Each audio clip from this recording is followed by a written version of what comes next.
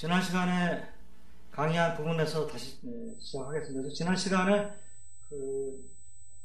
모든 이제 이 나라가 수입하거나 수출하는 모든 재화의 가격이 국제 시장에서 결정돼서 그 가격을 수용해야 되는, 이걸 이제 우리가 보통 가격 순응자라고 그러죠. 모든 교육제에 대해서 가격을 순응해야만 되는 그런 국가라면은 평가 전환을 하더라도 지출 전환의 효과가 전혀 없어요. 왜냐하면 수입제 가격도 같이 올라가고 수출제 가격도 올라가기 때문에 같이 내려갈 땐 같이 떨어지고 평가 절하해야 되죠. 평가 절하하는 경우에는 같이 올라가고 평가 절상시킬 경우에는 같이 떨어지고, 그렇기 때문에 지출 전환 정책이 없어지는 거나 마찬가지예요. 물론 이제 뭐 관세나 이런 건 있을 수 있지만 이제 평가 절하가 지출 전환을 못 갖고 온다는 거죠. 근데 실상은 이와 같은 소국에 있어서도 평가 절하가 지출을 전환시킬 수 있다. 왜? 비교육제 때문에 그렇다. 즉 비교육제는 이 나라에서만 생산되고 이 나라에서만 소비되는 거기 때문에 그 가격이 이 나라의 수급에 의해서 결정이 됩니다. 이 나라 화폐 단위로. 그럼 이 비교육제 가격이 결정되어 있는 상태에서 평가 절하 시키면은 교육제 가격이 올라가게 되겠죠. 이 나라 화폐 표시로. 그래서 지출 전환, 상대 가격을 변화시키니까 지출 전환을 가져올 수 있는 거죠. 그래서 이제 이와 같은 경제, 소국 경제, 교육제 가격은 모두 국제 시장에서 결정되는 것을 받아들이는 소국 경제를 분석하기 위해서는 비교육제를 도입해야 되고, 그런 경우에 이제 우리 모형이 약간 달라져야 된다. 그래서 이제 균형의 개념도 대내 균형이 이전에는 완전 고용이었지만 이 경우에는 비교육제 시장의 균형이 되고, 대외 균형은 경상수지 균형인데 교육제 시장의 균형이 됩니다. 근데 사실 교육제 시장의 균형이라고 하는 것은 경상수지 균형이나 마찬가지 개념이다. 이렇게 우리가 이해를 할 수가 있고요. 이런 경우에 이제 지난 시간에 봤듯이 이제 대내 균형하고 대외 균형을 조건을 구하려면은 지출 조정하고 지출 전환에 따라서 수요 공급이 어떻게 변하느냐 이걸 봐야 되는데, 지난 시간에 봤듯이 A가 증가하는 지출이 총 지출이 증가하면은 교육제나 비교육제나 수요가 다 증가하니까 두 시장이 모두 초과 수요. 그 다음에 이제 상대 가격이 변하면은 이것은 이제 공급은 예를 들어서 PM분의 PT가 증가를 하면은 교육제 가격이 비싸지니까 비교육제 공급은 줄어들고 교육제 수요는 늘어나고, 반면에 교육제는 이제 또 거꾸로 수요는 공급은 늘어나고 수요가 줄어드니까 교육제 시장 초과 공급, 비교육제 시장 초과 수요. 그래서 이 두 가지 정책의 어떤 컨비네이션이 대내 균형하고 대외 균형을 달성할 수 있느냐 이걸 보면은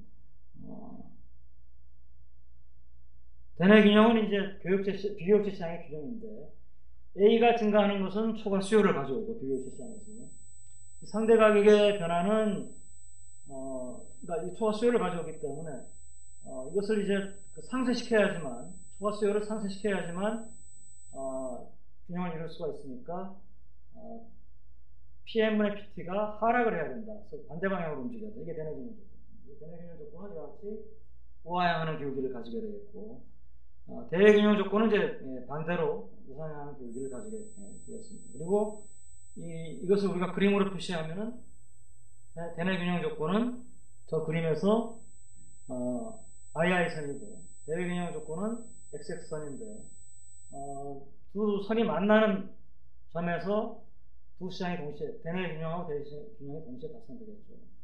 근데 이제 이 그림을 우리가 이용하려면은 이제 이 선 상이 아니고 선 바깥에가 이제 경제가 어떤 상태냐라고 하면서 알아야 되는데, 이것은 이제 우리가 따지는 것은 선 상의 한 점하고 선 바깥의 한 점하고 이제 비교를 한다. 예를 들어서 XX 선보다 오른쪽에 있는 점을 본다면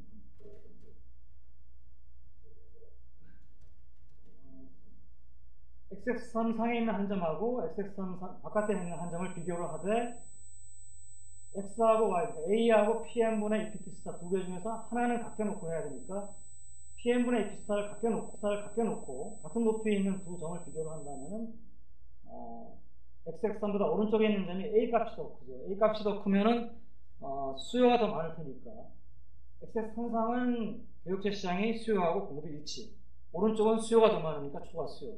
근데 교육자 시장의 초과 수요는 경상수지 적자다. 왜냐하면 만드는 것보다 더 많이 써야 되니까. 그래서 이런 식으로 우리가 따져보면 4개 사국면을 다 이제 따질 수가 있고, 각 이제 그 경제가 예를 들어서 경기 과열이고 경상수지 적자다라고 하면 어떤 정책을 써야지만 두 선이 만나는 대내균형하고 대외균형을 달성하는 그런 이제 정으로 갈 수 있는지 보면 알겠지만 이 상태라고 해가지고 반드시 같은 정책이 쓰여지는 건 아니죠. 만나는 두 선이 만나는 점보다 위에 있을 때는 PM분의 EPT스타는 줄이고 A는 줄이고, 밑에 있을 때는 A는 줄이지만 PM분의 EPT스타는 늘리는 방법으로 방향으로 그렇게 이제 가야 된다는 걸 알 수가 있습니다. 자, 몇 가지는 이제 우리가 지난 시간에 이때까지 배웠던 것이 비교역제를 도입하더라도 스토리만 좀 달라지고 전체적인 그림은 비슷하다라고 하는 것을 우리가 다시 한번 보여준 것이고요. 한두 가지만 더해서 얘기를 하고 이제 이 강의를 요 렉처 5를 마치기로 하겠습니다. 굉장히 긴 렉처였는데 한 가지는 뭐냐면 평가절하하고 임금의 관계입니다. 임금. 우리가 거시경제학을 여러분들이 배우면은 단기적으로 가격이나 임금 같은 것이 경직적이다 이런 얘기를 많이 합니다. 그죠? 그래서 임금이 경직적인 이유가 이제 뭐 임금 계약 때문에 그렇다. 또는 이제 임금의 하방 경직성, 그러니까 뭐 노동자들이 마니 일루전 때문에 뭐 실질 임금이 어떻게 변하는지 이런 생각하지 않고 무조건 명목 임금이 떨어지면 나는 이런 반대다. 근데 물가가 떨어져서 명목 임금이 하락하는 거는 실질 임금은 그대로 있는 거기 때문에 사실은 뭐 손해 볼 건 없는데 오히려 그걸 반대하고 버티면은 일부 이제 고용에 대한 수요가 줄어들어가지고 일부 노동자들은 해고될 가능성이 생기죠. 오히려 안 좋을 수도 있는데 전체적으로 보면. 근데 노동자 개인의 입장에서는 그런 거 따지질 않는 거죠. 또 뭐 예를 들어서 뭐 레퍼런스 이펙트, 그러니까 그 하방 경직성의 한 가지 또 이유 중에 하나가 왜 쟤네들은 명목임금이 그대로 있는데 왜 내 것만 떨어뜨리느냐. 그 싫다. 하여튼 여러 가지 이유로 이제 그래서 명목임금 떨어뜨리기 힘들어요. 근데 이제 문제는 뭐냐면 이 나라가 전 세계 시장에서 경쟁을 하고 있는데 어떤 다른 나라보다도 이 나라가 생산성이 올라가는 속도가 느리다고. 두 나라가 임금은 그대로 있는데 외국이 생산성이 훨씬 빨리 올라갔습니다. 그리스하고 뭐 독일 생각하면 됩니다. 같은 화폐 쓰고 뭐. 자, 그런데 그러면 당연히 어떻게 돼야 됩니까? 생산성이 올라간 나라보다도 생산성이 낮게 올라간 나라, 많이 올라간 나라, 낮은 나라는 임금이 하락을 해야 돼요. 거꾸로 임금이 많이 올라가고 적게 올라가든지. 생산성이 많이 올라간 나라, 임금이 올라가지 않았다면 이 나라는 임금이 오히려 하락해야지만 경쟁력을 유지할 수가 있어요. 그렇잖아요. 근데 지금 임금 하락시키는 거 되게 어렵거든요. 여러분들 다 봐서 알겠지만 그리스도 좀 하락시키자 그러니까 파업하고 난리가 났고 정권도 바뀌고. 그래서 이제 여러분들 외환위기 나올 때마다 전 세계 이제 그런 학자들이 쓰는 글에서 굉장히 이제 대단하다고 하는 게 우리나라는 외환위기 상황이긴 하지만은 임금을 낮췄어요. 명목임금을. 97년에 외환위기 오니까 98년에 명목임금 낮췄습니다. 처음에 공무원들 임금 낮추고 고통분담 그러면서 이제 또 따라서 이제 민간도 낮추고 근무기 한 거 하여튼 그래서 어떻게 보면 상당히 대단한 민족이에요. 남들을 하지 못하는 그런 일들을 하니까. 근데 이와 같은 상황에서 자연스럽게 명목임금을 낮추지 않고 실질적으로 명목임금을 낮출 수 있는 방법이 있다는 거예요. 그게 뭐냐? 평가절하입니다. 왜냐하면 우리나라 명목임금이 W래도 이거를 달러로 환산하면 환율로 하는 이거잖아요. 그리고 명목임금 하락하지 않더라도 평가자를 하게 되면, 환율을 올리게 되면 달러로 표시된 명목임금은 떨어지게 됩니다.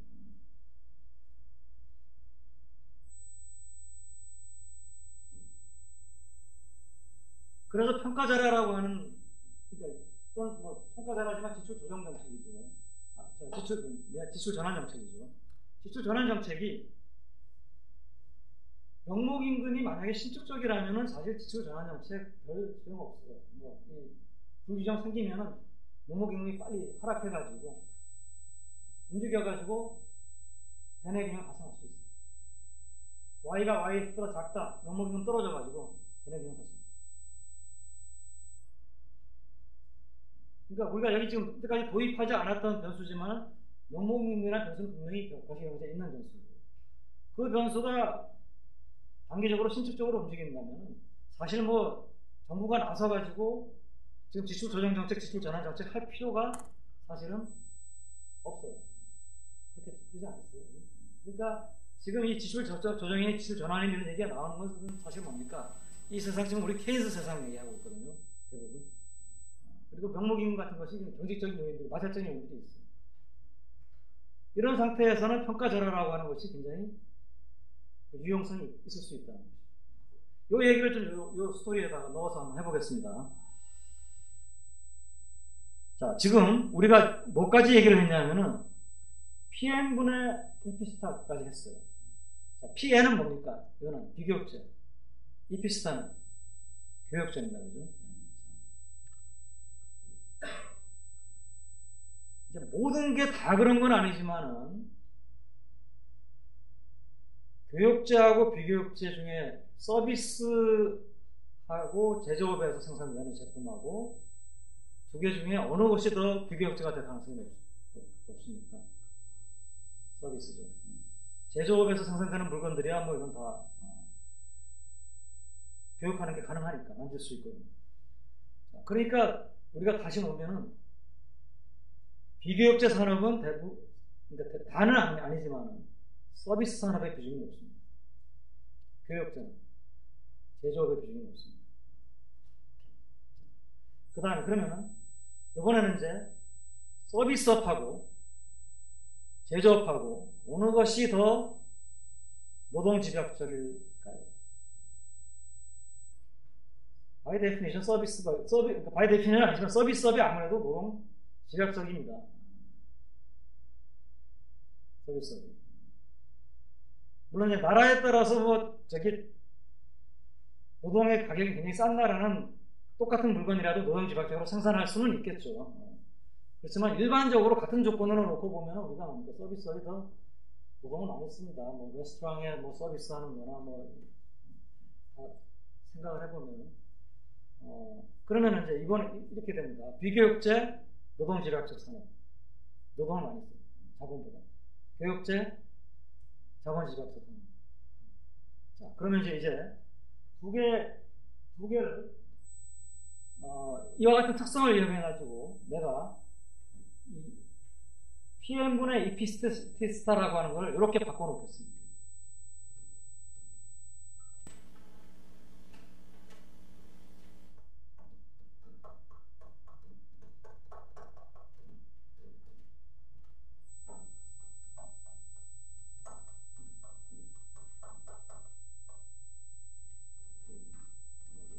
얘는 뭡니까? 같지는 않지만 어느 정도 비례합니다. 그러니까 W가 증가하면은 이거는 뭡니까? PM분의 이피스타도 이게 감소하죠. 그러니까 PM분의 이피스타도 같은 1대1은 아니지만은 감소할 것이다. 그럼 이 성질을 이용하면은 우리가 뭡니까? PM분의 이피스타라는 축을 W분의 이피스타라는 축으로 바꿔놓을 수도 있을 거예요. 물론 이 뭐 기울기나 이런 그림은 조금 바뀔 겁니다. 그렇지만 성질은 그대로 유지가 돼요. 그러면 우리가 평가절하라고 하는 것이 어떤 역할을 하는지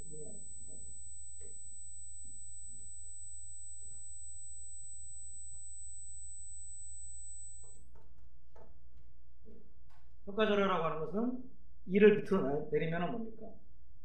임금의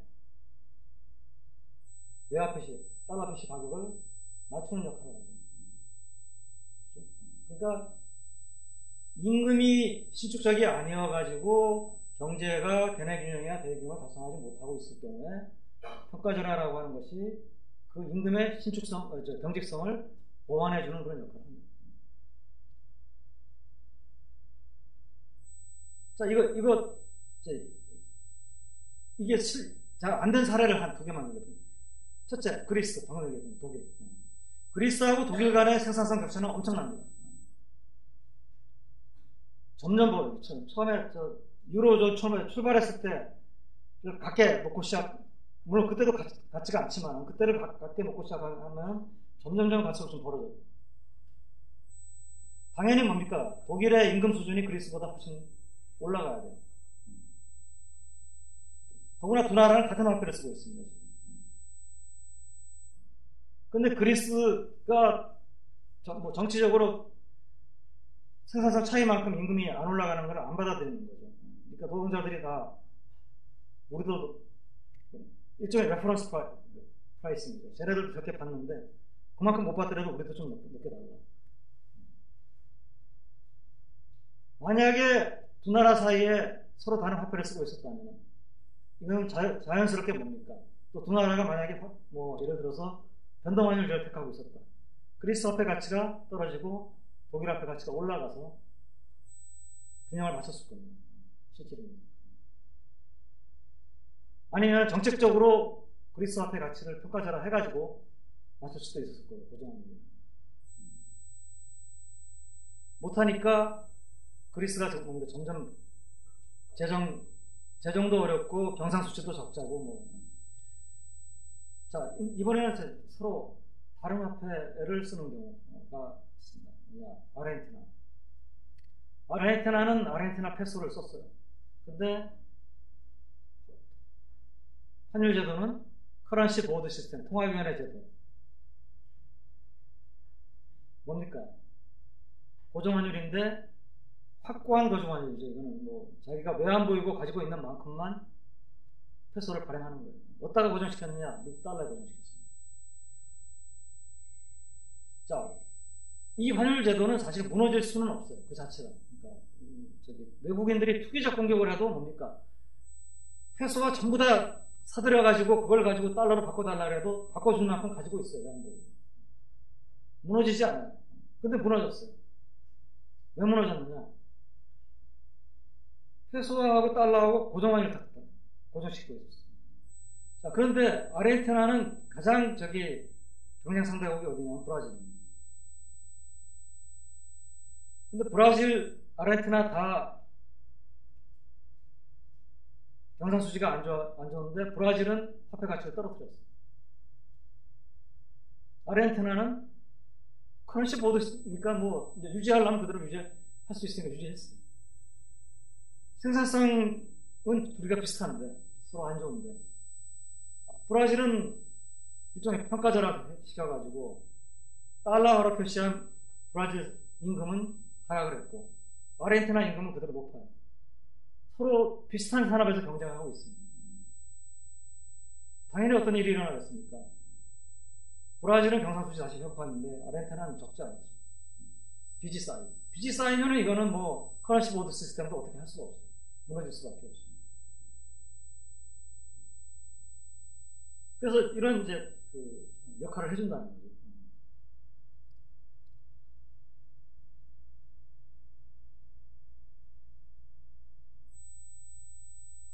한 가지만 더 요 얘기는 환율과 임금이라는 얘기는 지금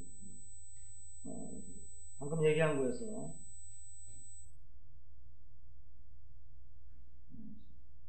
그 다음에 마지막으로 요 렉처에서 평가절하에 대해서 좀 다시 한번 우리가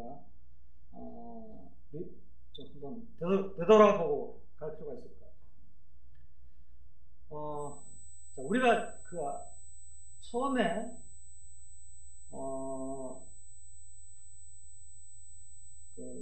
개방경제의 단순 모형, 그러니까 우리 CA 선하고 NS-I선 딱 소개를 하고 평가절하 효과 딱 봤을 때 이거는 누이도 좋고 매우 좋고 경상수지도 좋아지고 경기도 좋아지고 이거 뭐 대단히 좋은 정책이에요. 근데 이제 사실 이 정책에 대해서 학자들은 지속적으로 좀 비판적인 회의적인 견해를 계속 제기를 해왔어요. 자, 그래서 어떤 회의론이 있느냐? 우선 이제 첫 번째는 뭐 여러분들 잘 알고 있는 뭐 리뷰를 하는 셈이죠. 자, 환율의 불안전 전가. 환율이 불안전하게 전가되면 평가자라 효과가 별로 없죠. 그 다음에 전가된다 하더라도 마샬론의 조건이 충족되지 않으면 경상수지는 오히려 악화가 되죠. 다 아닙니다. 두 번째 이제 하버로슨 메슬러 이펙트인데 이건 나중에 얘기하겠습니다. 세 번째는 이제 완전 고용 상태에서 이미 경제가 완전 고용이다. 이때는 평가절하 해봐야 별 소용이 없다 그랬죠. 왜냐하면 물가가 올라가고 경상수지 개선 효과는 별로 나타나지 않습니다. 네 번째, 상대국. 한 나라가 평가절하 하면은 평가절하라는 게 이웃을 희생시켜가지고 내가 잘 사는 정책이니까 이웃이 가만히 있질 않죠. 자기도 평가절하하고. 그래서 요즘 이제 뭐 얘기하고 있는 뭐 그전에도 여러 번 얘기가 나왔지만 커런시 워라고 하는 화폐 전쟁이라고 하는 한 나라가 평가절하하면 다른 나라 평가절하하고 서로 경쟁적으로 평가절하하는 이게 실제로 이제 전쟁까지 끌고 갔던 것이 2차 세계대전입니다. 물론 2차 세계대전의 원인이 경쟁적 평가절하 자체가 아니고 그걸 통해 가지고 뭡니까? 각국이 금이나 이런 부를 축적하려고 했었죠. 그죠? 중상주의적인 이런 것들이 이제 그 문제를 일으키는 것이고. 그렇지만 그와 같은 스케일은 아니더라도 지금도 뭡니까? 이런 경제적인 평가절하는 여기저기서 나타나고 있어요. 그래서 그런 이제 이게 시스템적으로 가게 되면 이게 문제가 이제 될 수가 있기 때문에 문제를 제기를 하고 하버로슨 메슬러 이펙트는 이거는 이제 사실 어떻게 보면 학부 수준으로서는 조금 이제 어려운 얘기라고 볼 수 있는데 뭐 스토리를 간단하게 얘기하면 이겁니다.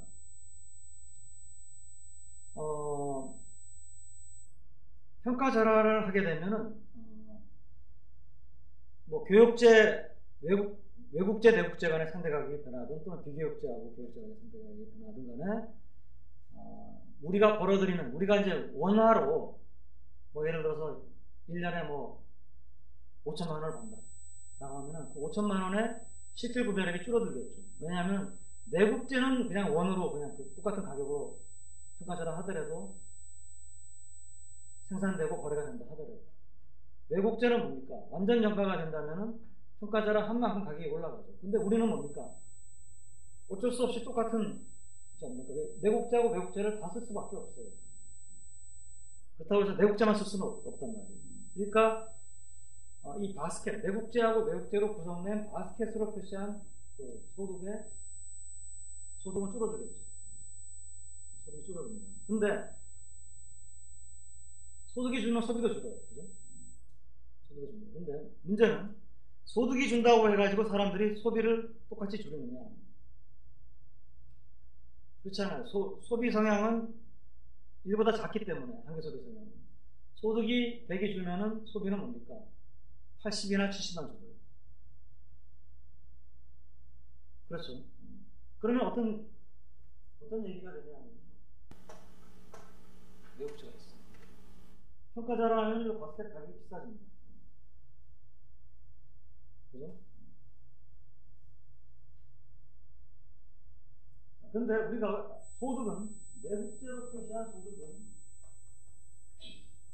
뭐 일정한 평가절 하더라도 내국제로 표시한 거예요. 소비는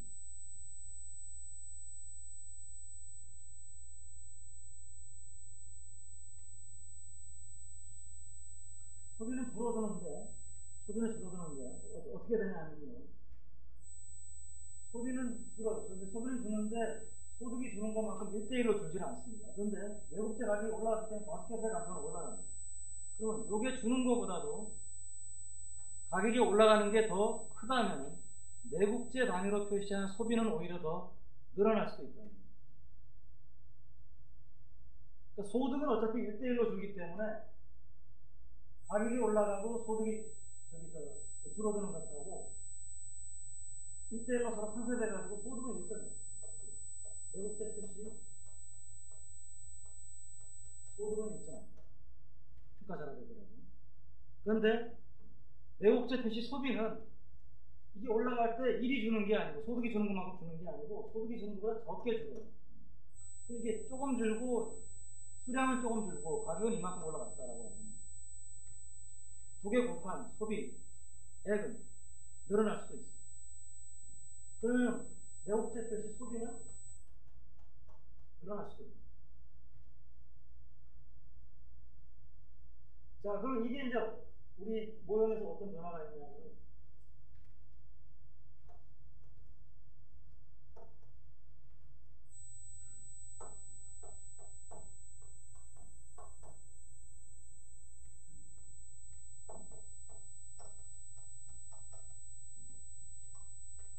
원래 이제 경제가 2점에 있었습니다. 평가자라 합니다. 어떤 변화가 있었습니까? CA가 오른쪽으로 거꾸로 이렇게 그리면 안 됩니다.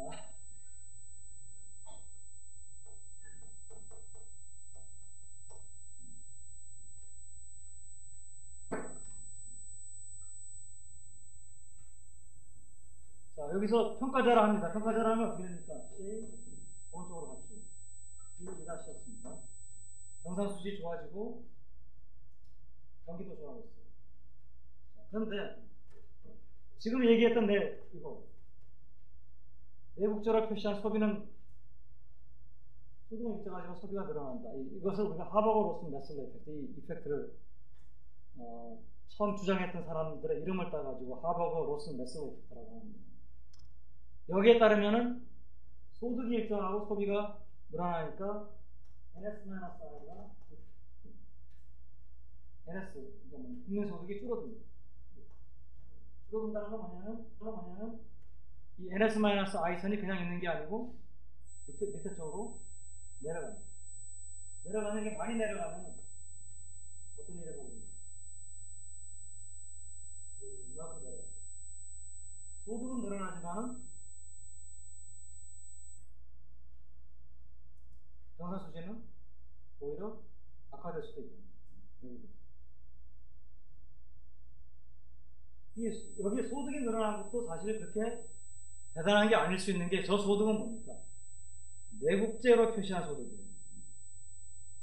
근데 이 나라 국민들이 내국제, 외국제를 다 쓴다면 사실 평가자라라고 하는 것은 이 국민들을 가난하게 만드는,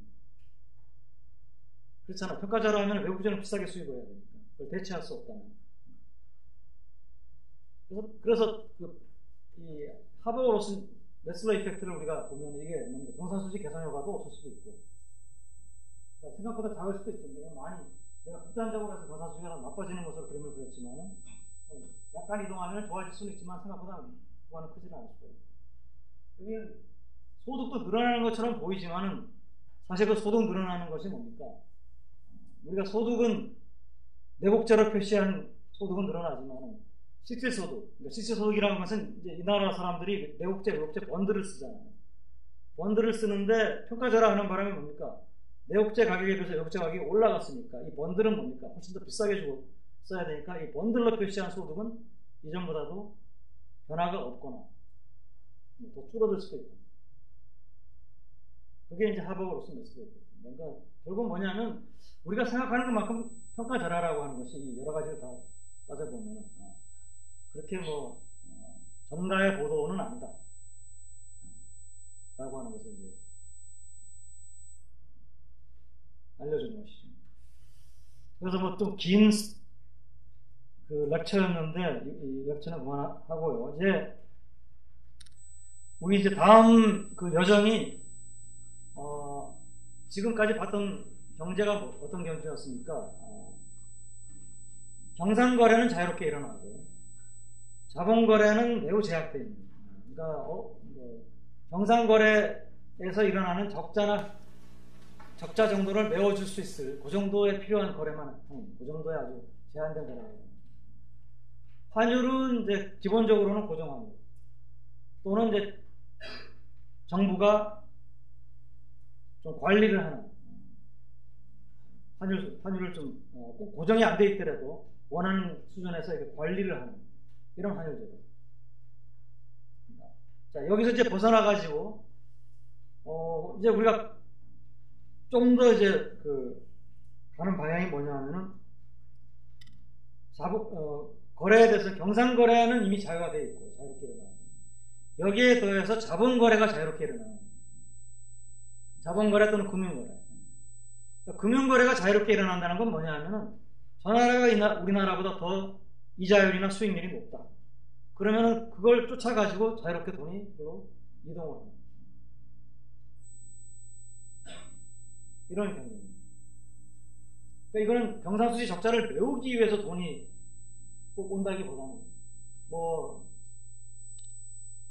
저쪽이 수익률이 높기 때문에, 또는 뭡니까 위험분산 차원에서 수익률은 저쪽이 별로 높지 않아도 저기가 우리나라에서 분산할 수 없는 위험이 예를 들어서 사우디아라비아나 이런 데 투자하면은 그 위험을 분산시킬 수 있다.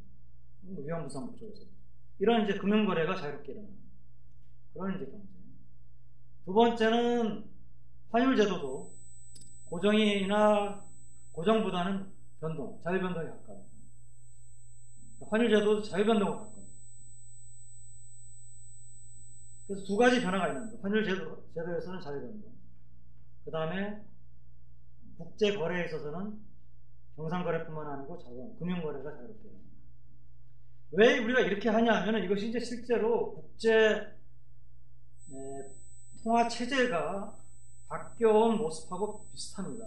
뭐냐 하면은, 우리가 지금까지 분석했던 경제가 어떤 경제하고 굉장히 유사하냐면, 브레튼 우드 체제하고 굉장히 유사하다.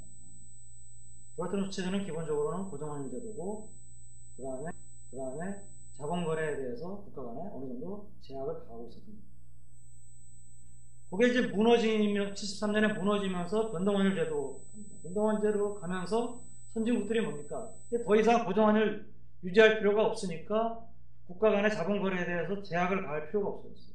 그러니까 미국도 좀 가지고 있었던 인터레스트 이퀄라이제이션 텍스라든지 이런 것들 다 철폐하고, 나라마다 좀 차이는 있어요. 일본은 좀 늦게 갔고, 완전히 푸는 것은. 그렇지만은, 한 1973년에 무너지고, 80년대 한 초반 중반 정도 돼서는 선진국들은 전부 다 자유화가 되고, 그때부터는 이제 신흥국들한테 너희들 또 이제 자유화시켜라, 이런 이제, 자유화시키는 게 좋다, 이런 얘기들을 하기 시작하고. 그래서 이런 이제 변화가 이제 실제 일어났던 일하고 맞기 때문에, 그러니까 지금 이제 현재 국제 통화 시스템도 아마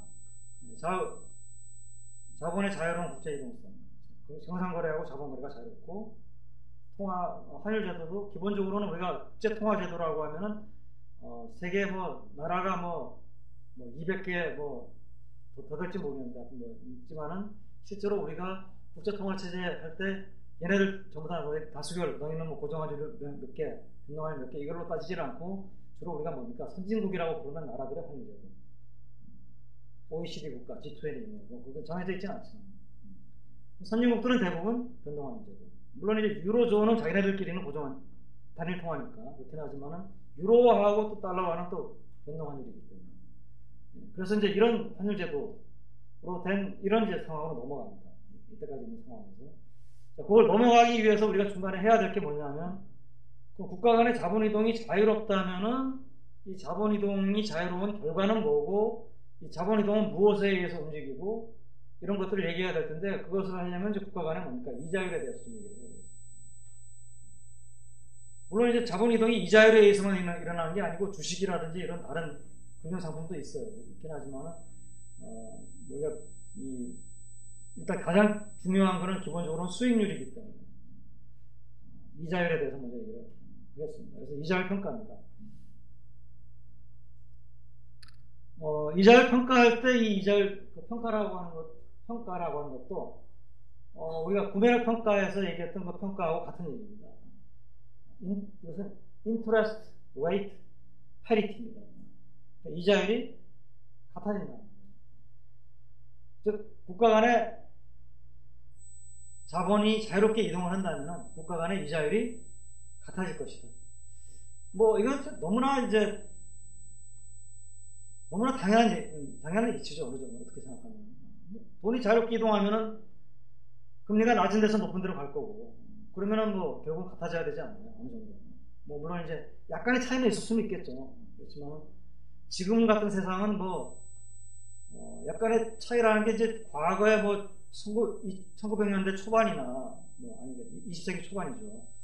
그럴 때만 하더라도 이제 외국에 투자를 한다라고 하면은 그것은 뭡니까? 자기가 가진 금을 배에다 싣고 뭐 유럽에서 뭐 미국에 투자를 한다 그러면 싣고 미국까지 가다가 중간에 뭐 배도 풍랑이 만나서 침몰할 수도 있고 뭐 여러 가지 이제 일이 벌어질 수 있는 이런 세상인데 지금은 그런 세상이 아니잖아요. 뭐 컴퓨터 터미널에서 단추 하나 누르면은 뭐 자기가 가지고 있는 돈만 가지고 있다면 수백만 불, 수천만 불이 순식간에 이쪽에서 저쪽으로 옮겨가고 할 수 있는 그런 세상이니까 통신수단, 지불 결제수단 이게 다 엄청나게 발달되어 있거든요. 그러니까 뭐 이런 조금만 약간의 수익률 차이만 나더라도 뭐 볼때같이 달려들어가지고 그것을 이용해서 돈을 벌려고 하는 그런 이제 일이 있으니까.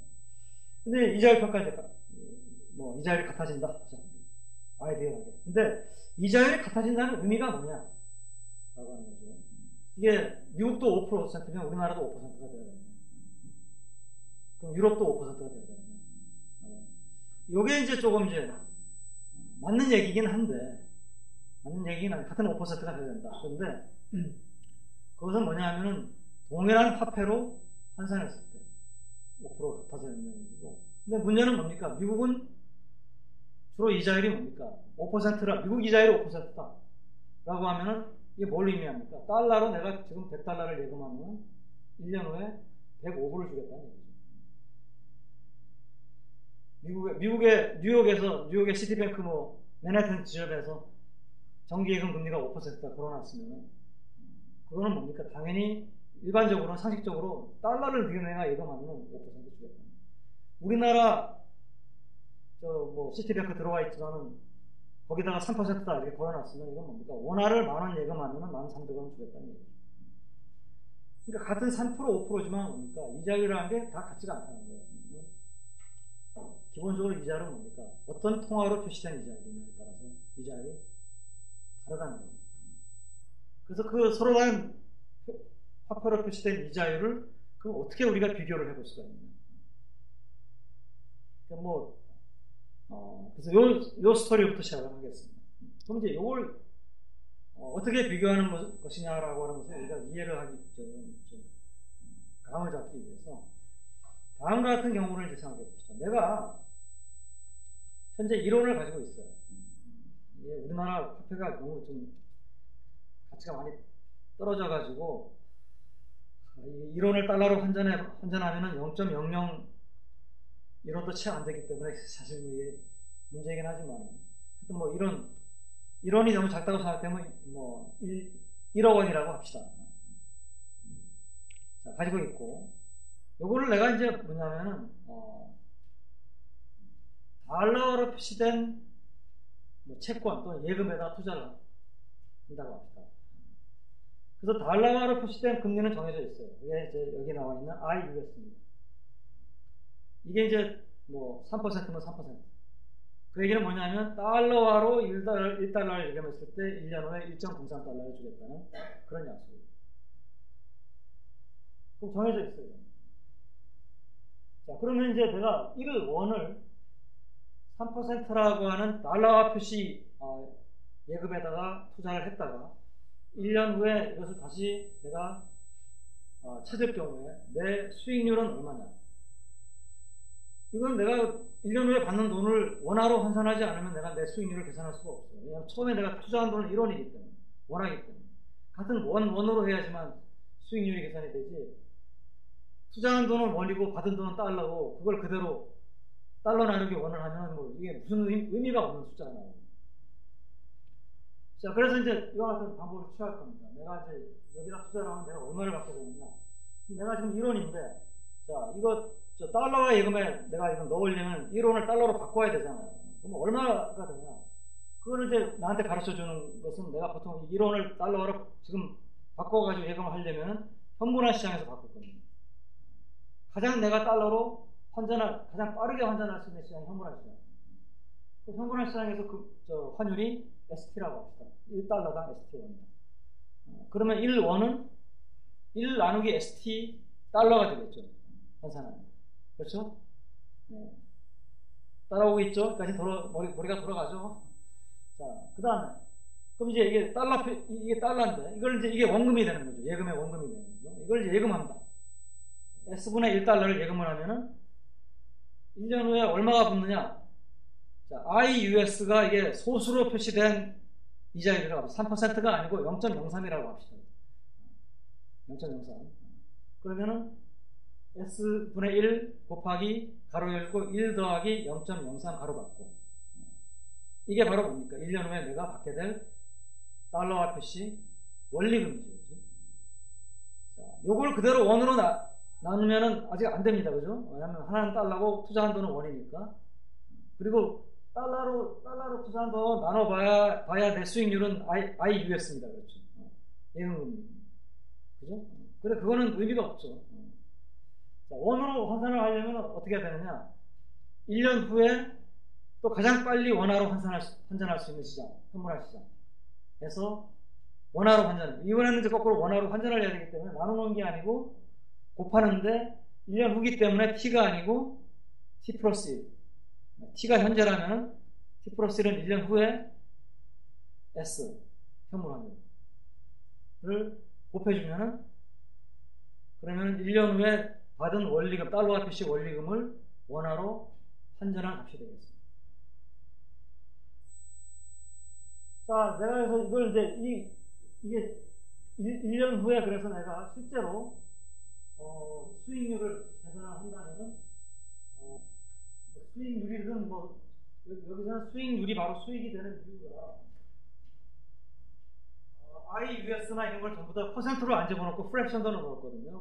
그 다음 처음에 투자한 돈을 1원으로 했기 때문에 이 값 자체가 수익이지만 또 수익률이 그대로 돼버립니다. 물론 이제 이 수익률은 소수로 표시한 수익률이에요. 퍼센트로 환산하려면 곱하기 100을 해야 되겠죠. 자, 그 수익률이 어떻게 됩니까? 1을 빼주면 돼요. 내가 받은 원리금에서 1을 빼주면 내 수익이자 수익률이 나옵니다. 이게 이제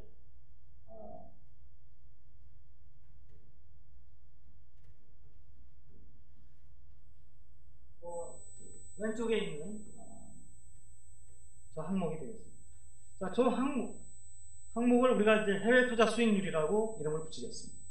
해외 투자 수익률.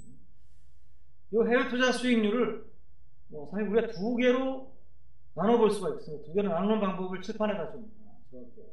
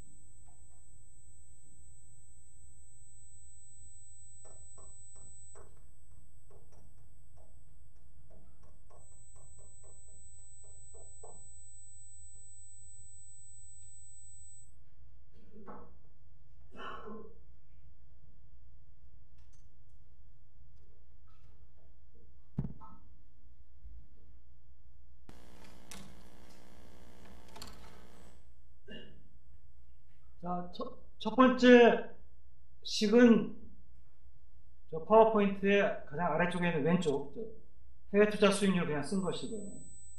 첫 번째에서 두 번째로 넘어갈 때는 ST분의 ST 플러스 1을 이렇게 나눴습니다. 이건 뭐 두 개 같다는 거 여러분들 금방 보면 알 거거든요.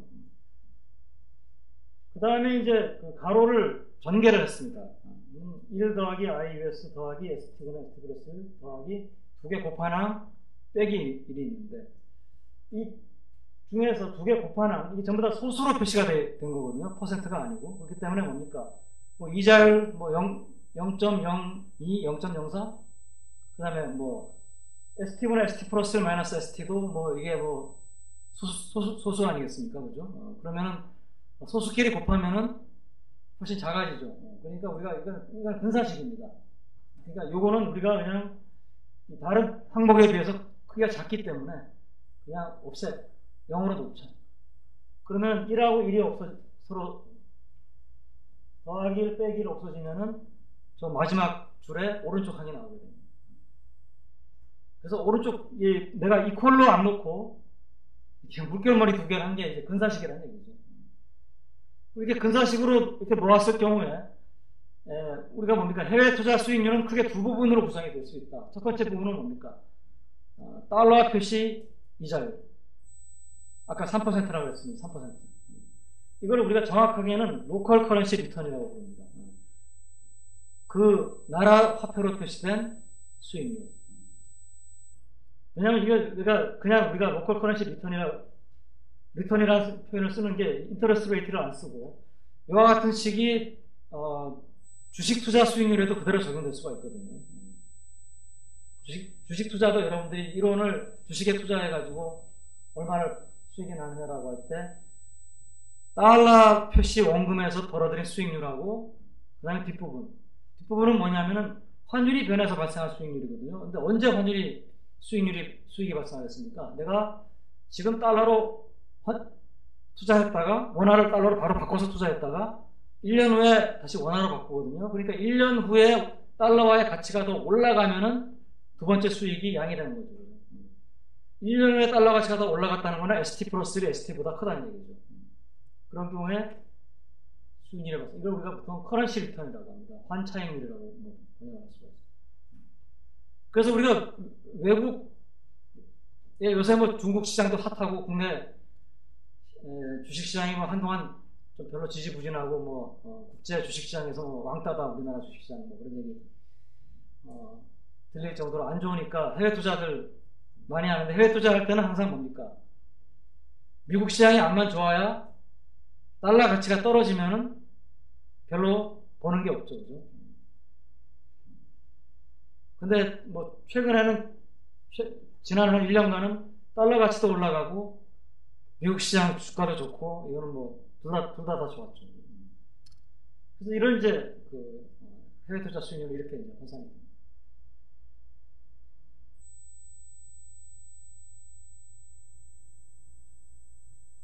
뭐 이거는 편집할 때 없어질 소리겠지만은 1시간 해야 되거든요. 그래서 추석 보지 말고 조금 더 하겠습니다.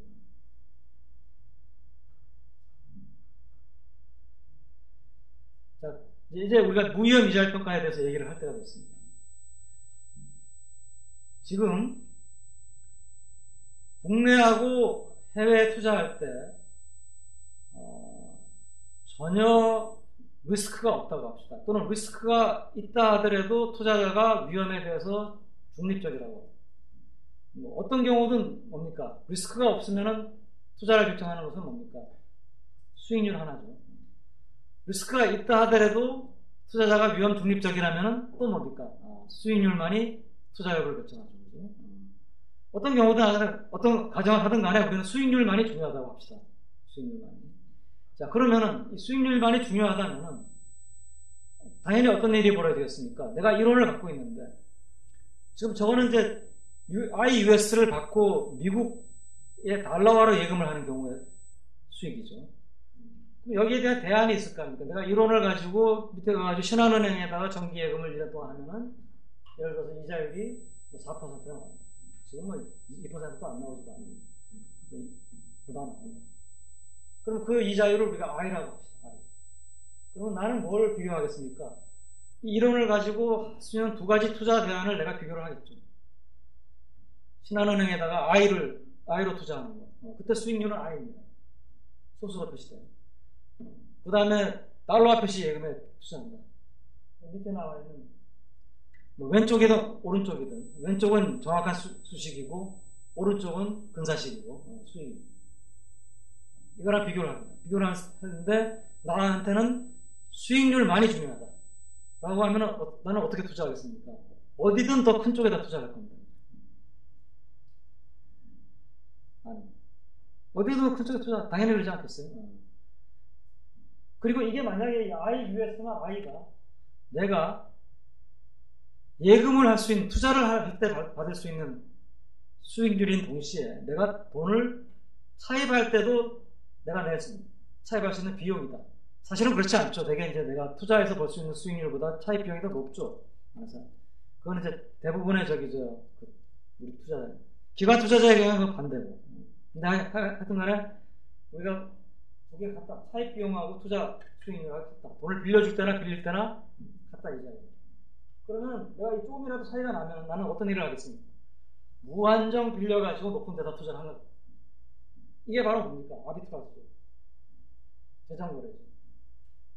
그래서 재정거래가 작용을 해가지고 두 이자율을 같게 만들 겁니다. 그래서 그것이 바로 이거죠. 미안합니다. 밑에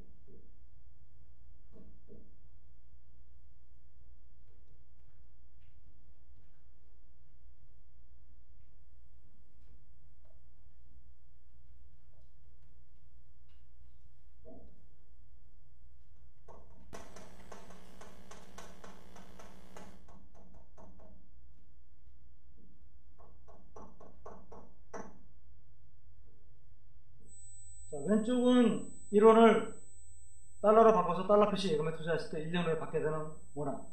오른쪽은 1원을 I라는 이자를 받고 신한은행에다가 원화로 예금했을 때 1년 후에 받게 되는 원화.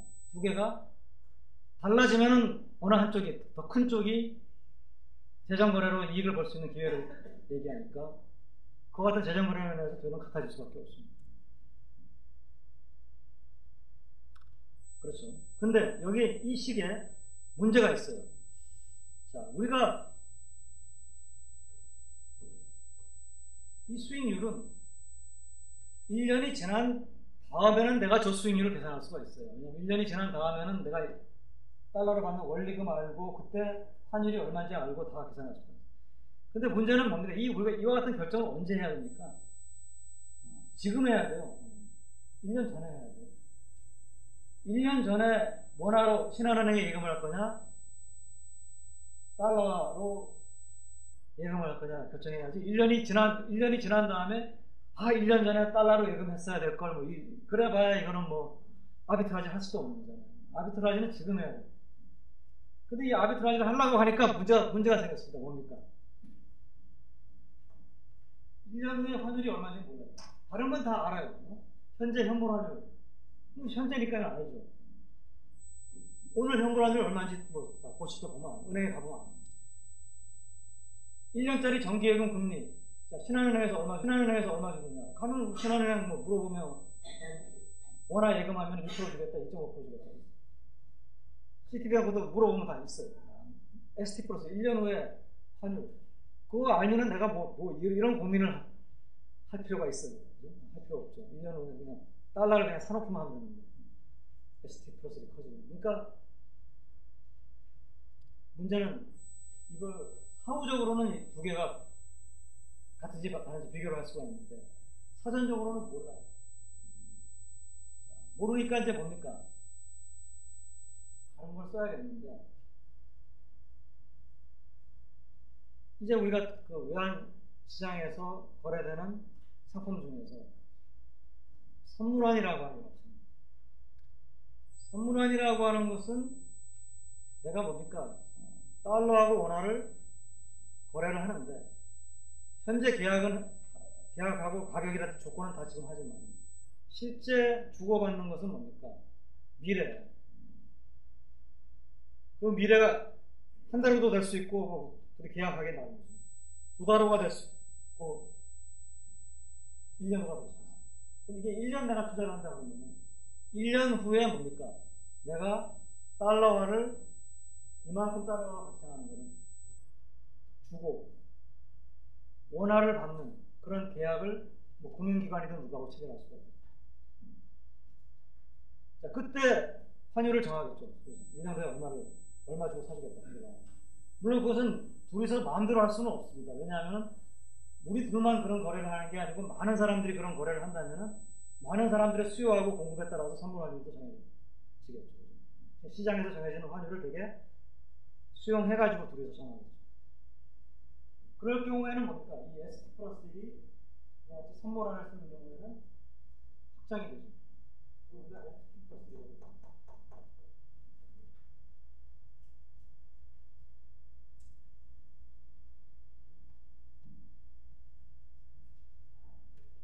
이 FT 플러스 1이라고 썼지만 사실 F는 두 시점을 다 얘기를 해야 됩니다.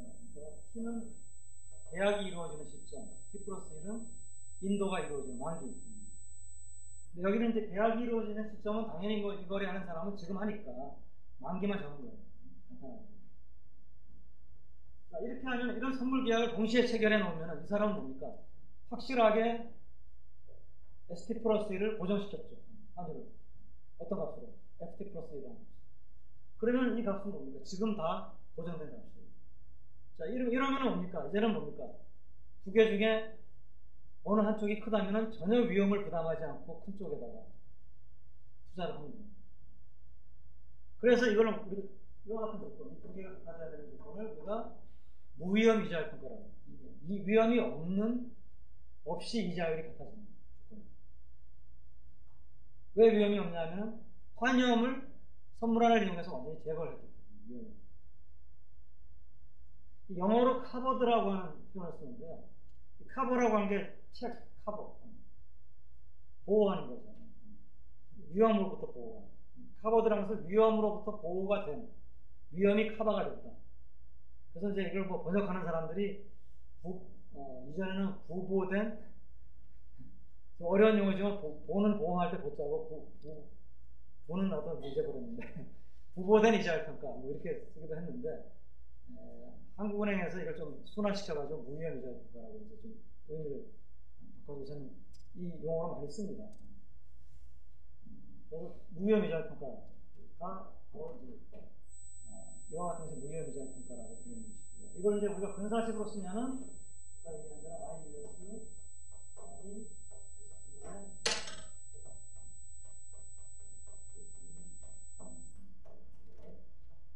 이렇게도 쓸 수가 있습니다.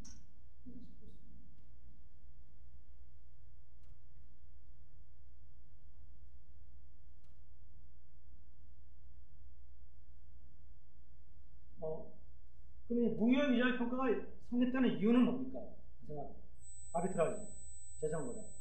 성립 안 되면은 싼 쪽에서 비싼 쪽으로 이제 거래가 일어나고, 다음 시간에 얘기를 하고, 한두 가지만 조금 얘기를 하고 끝내겠습니다. 지금 우리가 이 무위험 이자율 평가를 보면은 여러분들이 우리가 왜 FX 스왑을 사용하는지를 알 수가 있을 거예요. 지금 내가 이론을 가지고 달러와 표시 예금에다가 투자를 하면서 위험을 제거하고 싶어서 선물환을 이용했습니다. 이거 하는 과정에서 내가 뭘 경험했습니까? 현물환 거래함과 동시에 선물환 거래도 또 했죠. 금액은 약간 달라졌지만 이게 이제 기간이 짧아지면 금액도 비슷할 거예요. 그러니까 뭡니까? 내가 차라리 두 개를 합쳐가지고 아예 스왑 거래를 해버립니다. 그러니까 이렇게 외국에 투자를 하는 이런 거래는 대개 현선이 이렇게 결합되는 경우가 많습니다. 우리가 선물환 표시하는 방법 중에 선물환 자체를 그냥 표시할 수도 있다고 그랬지만 스왑 레이트로 표시할 수도 있다고 그랬죠. 이게 바로 스왑 레이트를 알면은 외국 투자율에다가 더하면 국내 투자라고 바로 비교를 할 수가 있죠. 그래서 이 국제 금융하는 사람들은 이게 빨리빨리 왔다 갔다 해야 돼요. 그러니까 여러분들이 JP 모가린이 시리뱅크니 이런데 국제 금융하는 데스크에 있는 사람들은 이게 그냥 머릿속에서 그냥 금방금방 왔다 갔다 합니다. 그래서 내가 한번 얘기한 적 있는지 모르겠지만 그 사람들하고 어떤 현상이나 상품에 대해서 대화를 하면은 이 사람들은 너무나 자기네들이 익숙하니까 사사하게 얘기하는데 보통 사람은 못 따라가요. 잠깐 멈추라 그러고는 종이 꺼내가지고 써보고 그래야지 따라가는. 그러니까 그 사람들이 머리가 좋아서가 아니고 익숙하니까 이제 따라하는 거고. 자, 이제 요것만 하고 얘기를 좀 끝내야 돼요. 자, 재정거래 어떻게 달라지면 어떻게 되느냐? 예를 들어서 이런 일이 일어납니다. 성립 안 돼요. 자, 어떤 식으로 재정거래가 일어나요? 원화를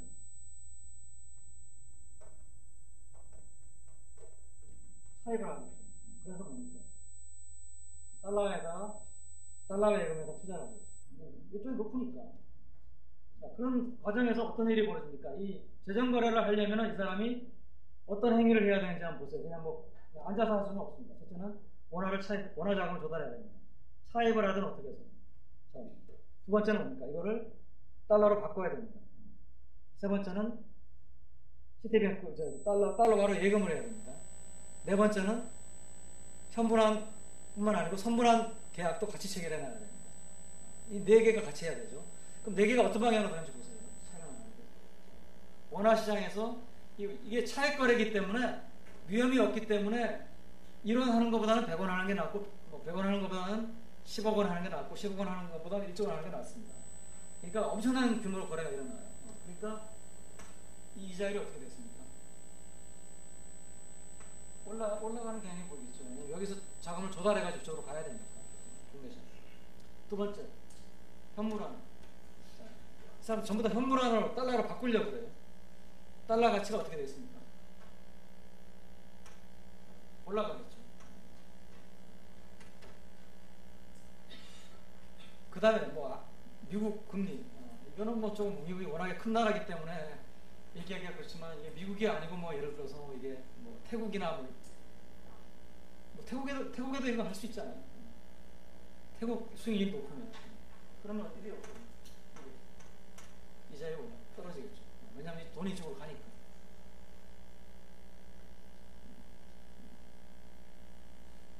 우리가 원화로 한번 미국에 가서 투자해봐야 미국 금리가 움직이겠냐? 이거는 좀 그렇지만 하여튼 작은 나라라면 이게 있을 수 있습니다. 마지막으로 선물환은 어떻게 됩니까? 달러를 이번엔 팔고 원화를 사는 거죠. 그죠? 이 투자를 하려면 원화를 차입해서 현물에서는 달러로 바꾸지만 선물은 어떻게 해야 됩니까? 1년 후에 발생할 달러 표시 원리금을 원화로 바꿔야 되잖아요. 달러를 팔고 원화로 바꾸는 선물한 계약.